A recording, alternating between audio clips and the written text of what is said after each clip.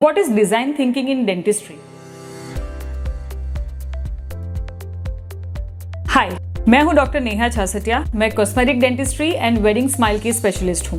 कि design thinking dentistry में कैसे होता है, चलिए एक एग्जांपल के साथ समझते हैं। सपोज एक ब्राइड या एक ग्रूम है जो अपनी शादी के लिए वेडिंग ड्रेस सिलाना चाहते हैं। तो अब सबसे पहले वो क्या करेंगे, वो एक ड्रेस डिजाइनर के पास जाएंगे और उनके दिमाग में जो विजन है वो उस डिजाइनर को वो बताएंगे।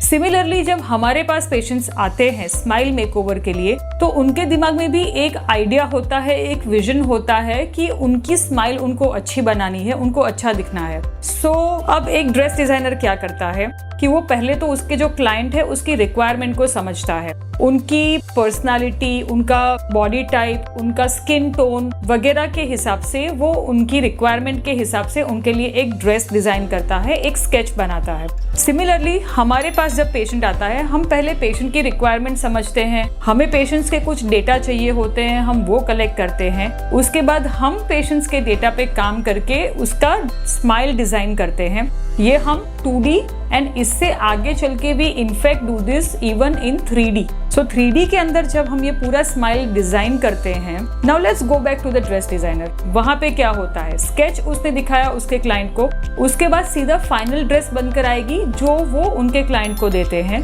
और फिर उसके अंदर जो भी स्टिचिंग या कुछ ऑल्टरेशंस अगर करने हैं तो वो उस स्टेज पे होता है जब फाइनल बन के आ गया है उनका ड्रेस। हमारे पास क्या होता है, जब हमने 3D डिजाइन प्लान किया है, अब हम पहले हमारे पेशेंट को उसका मुंह में ट्रायल देते हैं। So this is a time जहां पे अगर पेशेंट चाहे, अब पेशेंट फील कर सकता है, देख सकता है उसका फ्यूचर स्माइल कैसा दिखेगा।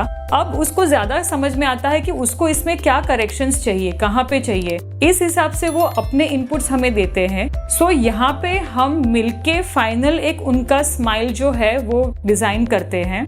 और ये जो हमने डिजाइन करी हुई स्माइल है, ये फाइनली हम कैड-कैम टेक्नोलॉजी की वजह से एग्जैक्टली जो हमने डिजाइन किया है सेम हम एग्जीक्यूट करते हैं फाइनल के अंदर। So unlike the dress designer, जब हमारे पास पेशेंट आता है तो हम उसको सेम चीज डिलीवर कर सकते हैं। दूसरी चीज अगर हम बात करें तो अनलाइक अ डिजाइनर, हमारे क्राइटेरिया बहुत ज्यादा होते हैं। हम सिर्फ पेशेंट के बाहरी अपीयरेंस, उसकी पर्सनालिटी को नहीं देखते, बल्कि हमें मुंह के अंदर के भी काफी सारे पैरामीटर्स होते हैं। स्माइल क्रिएट करने के लिए सिर्फ मैं आपको ऊपर के दांतों की बात करूं तो देयर आर 12 पैरामीटर्स हमें जो ध्यान में रखने होते हैं वो प्रॉपर ब्यूटीफुल स्माइल को अलाइन करने के लिए। अनदर थिंग, ड्रेस तो सिर्फ एक दिन पहननी होती है, स्माइल जो है वो लाइफ टाइम आपके साथ चलती है। तो हमारे लिए आपकी लुक्स के साथ साथ आपके टीथ का फंक्शनिंग भी उतना ही इम्पोर्टेंट होता है। सो ये सारे फैक्टर्स को ध्यान में रखते हुए जब हम आपकी एक ड्रीम स्माइल तैयार करते हैं,